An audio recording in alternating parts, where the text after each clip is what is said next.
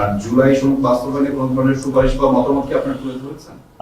এটার ক্ষেত্রে তো আমরা পার্টি হিসেবে আপনারা আমাদের অবস্থান জানেন, আমরা এটা নন নেগোশিয়েবল একটা জায়গায় আছি যে গণভোটের রায় বাস্তবায়নের বিষয়টা নিয়ে, এবং আমরা একই সাথে সংসদে এবং সংসদের বাইরে আমাদের কার্যক্রম পরিচালনা করছি, কর্মসূচি চলমান আছে। তো আমরা তাদেরকে জানিয়েছি যে এটার জন্য এই বিষয়টাকে তারা কিভাবে দেখেন, এবং তারা অবভিয়াসলি তারা জানিয়েছেন যে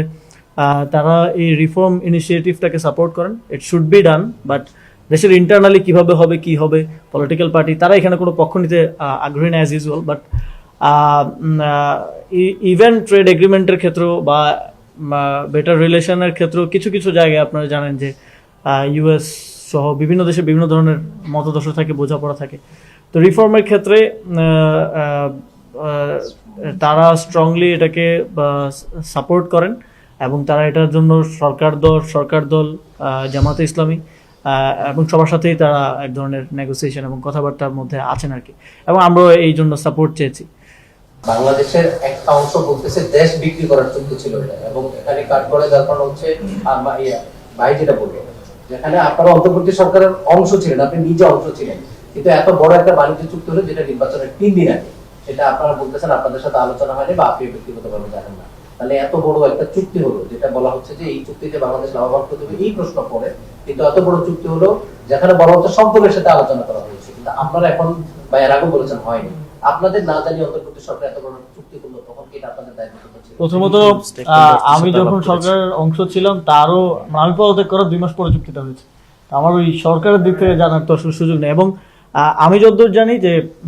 ইভেন যখন আমরা এই বিষয়গুলো নিয়ে আলাপ করেছি যে স্টেক হোল্ডার হিসেবে আমাদের সাথে তো ডিসকাশন হওয়া উচিত ছিল, তখন আমরা সবার থেকেই একই ধরনের মানে যারা ডিসকাশনে ছিল একই ধরনের রেসপন্স পেয়েছি যে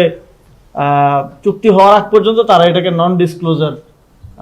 রাখতে চেয়েছেন, এবং অনেক স্টেক হোল্ডারের সাথেই হয়তো আলোচনা হয় নাই। এবং আমরা এটাকে ক্রিটিক্যালি আমরা পয়েন্ট আউট করেছি যে এনসিপির সাথে আলোচনা না করাটা এটা উচিত হয়নি, এনসিপি সাথে অবশ্যই কনসাল্ট করা উচিত ছিল, এবং সামনের দিকেও আমরা এটা জানিয়েছি স্টেক হোল্ডারদেরকে যারা ইনভলভ ছিলেন যে সামনের দিকেও এ ধরনের বড় ডিসিশনের ক্ষেত্রে অবশ্যই আলোচনা করা উচিত। এবং অনেকেই এটা পলিটিক্যাল ইন্টেনশন থেকে এনসিপিকে দায় দেওয়ার চেষ্টা করে যে এনসিপি করছে এনসিপি, বাট আমরা স্পষ্টভাবে বলছি, একটু আগে তারা মিটিং করে গেছেন, এখন তো আমরা মিডিয়ার সামনে মিথ্যা বলতে পারবো না, কারণ তারা গিয়ে তো দেখবেন যে আমরা মিডিয়ার সামনে কি বলছি, যে আমাদের সাথে আলোচনা হয় না এটা নিয়ে এর আগে। এবং আমার মনে হয় যে এই চুক্তি নিয়ে অনেক অ্যাওয়ারনেসের প্রয়োজন আছে আমাদের মধ্যে, এবং ইতিমধ্যে আমাদের সম্মানিত আহ্বায়ক তিনি বলেছেন যে সংসদে এই বিষয়টি নিয়ে আলোচনা হওয়া উচিত, awareness and pros and cons বোঝার জন্য, এবং সাধারণ মানুষকেও আরো আমি দেখছি যে সত্য মিথ্যা অনেক কিছু মিলিয়ে সোশ্যাল মিডিয়াতে টকশোতে বিভিন্নভাবে আসতেছে, অ্যাওয়ারনেস প্রয়োজন আর কি। তো এটা ওনাদেরকে আমরা বলেছি যে এটা একটা কমিউনিকেশনটা আরো বেটার ভাবে আপনাদেরও করা প্রয়োজন, ইউএস এম্বাসিরও করা প্রয়োজন, যাতে করে ভুল বোঝাবুঝি তৈরি না হয়। তবে কিছু বিষয়ে আমরা ক্রিটিক্যাল অবশ্যই, এবং সেগুলো আমরা ইন ডিটেইলস না ট্রেড এগ্রিমেন্ট হওয়ার আগে আমাদের কোনো আলোচনা হয়নি, এবং এটা এর আগে আমরা কয়েকবার এখানে প্রেস ব্রিফিংয়ে আমার মনে আছে আমি 2 বার অন্তত পরিষ্কার করেছি আমাদের আলোচনা হয়নি। এবং আমরা এই বিষয় নিয়ে অন্তর্বর্তী সরকারকেও এবং আমেরিকান এম্বাসিকেও তাদেরকেও বারবার আমরা পরবর্তীতে যখন এটা নিয়ে আলোচনা হয়েছে আমরা বলেছি যে ইউ শুড হ্যাভ মানে আমাদের সাথে আলোচনা করাটা প্রয়োজন ছিল আর কি অ্যাজ এ স্টেক হোল্ডার।